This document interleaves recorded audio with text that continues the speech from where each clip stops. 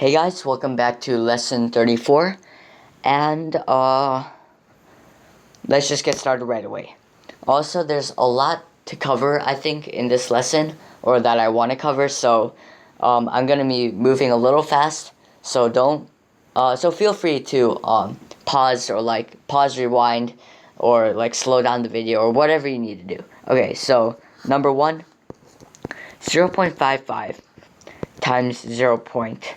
Okay, so what we want to do here is move the decimal right to right here, then move the decimal point right here, and then what that gets us is 55 times 40, and we can just do that normally. 0 times 5, 0, then 0 because it's tens place, then 20, then 22. Add that, we get 2200. And what we did here, up here, was move this 2 times to the right, then 2 times to the right. So 1, 2, 3, 4. 4 times to the right. So what we want to do is move the decimal 4 times back to the left. So 2200. Move that back 1, 2, 3, 4, and the decimal place goes here, so we get 0.22 as our final answer. And as you can see, that's kind of a little bit complicated. It can be confusing at times, like where to put the decimal place and all that. So I'm gonna just really quickly show you another method of doing this, and I think it's pretty cool. So 0.55, well, that's just 55 divided by 100, right? And 0.4, well, that's just 4 divided by 10. And we're multiplying these, so we're going to multiply this too. And remember, commutative property, we can rearrange this to get 55 times 4 divided by 100 divided by 10. And what that gets us is 220, then divided by 100, then divided by 10 is divided by 1000. So 220 divided by 10, divided by 100, divided by 1000. The decimal point goes there, and there's a 0, and our final answer is 0.22.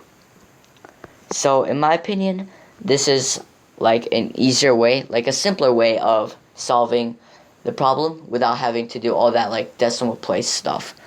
So yeah, it's just another option that I want to show you guys. Moving on to the next page, let's do number 1 again. 1.67 divided by 100, so we're gonna move the decimal place 2 times to the right, or to the left, and then decimal place goes there, and and then our final answer is 0.0167. It's basically like the same thing as page number 1, except for its division. So yeah, and it's pretty easy. I'm sure you can do it. Yeah. Feel free to try the same method, the new method, the simpler method I showed you on here in this page as well. Just another option. Now, let's do this page, selling price. The original price of a laptop is $500, and the tax is 6%. So we're trying to find what the selling price is. So basically what we're trying to do is add 6% of 500, which is the tax, 6% of 500, and add that to the original price, which is 500. So basically what that is we're trying to find 106% of 500.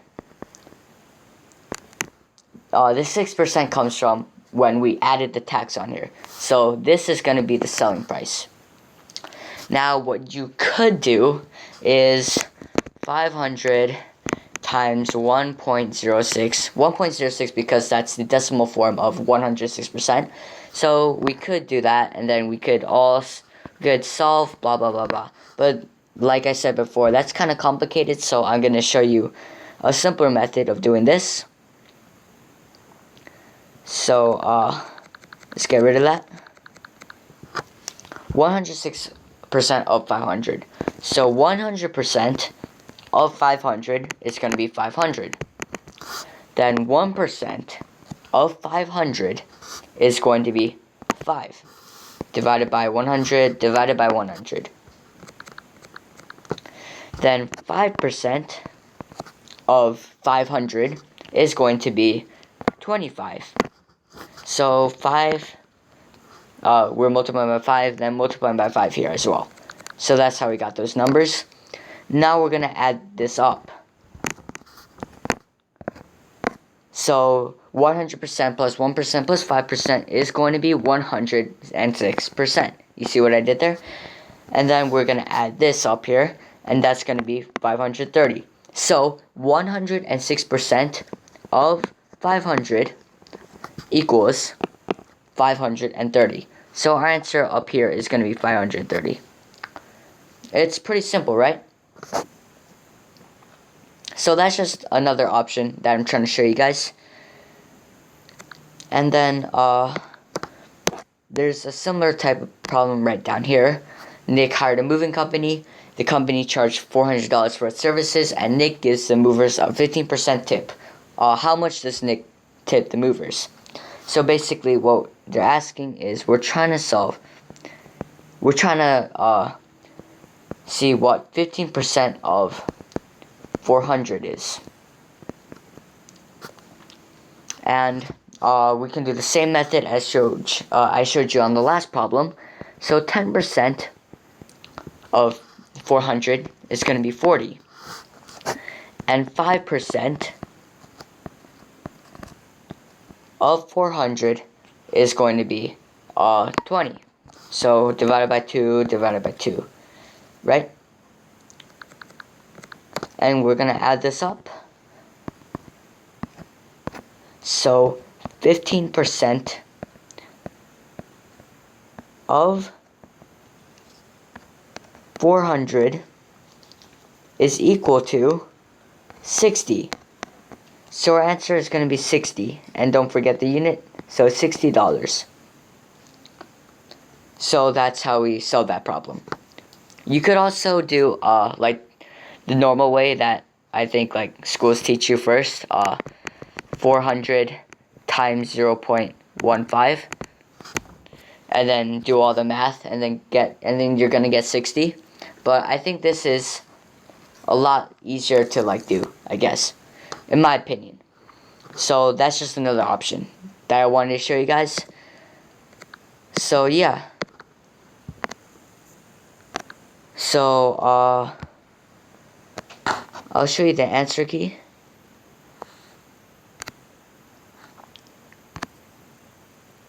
And the answers are right here. And yeah, see you next time. Bye.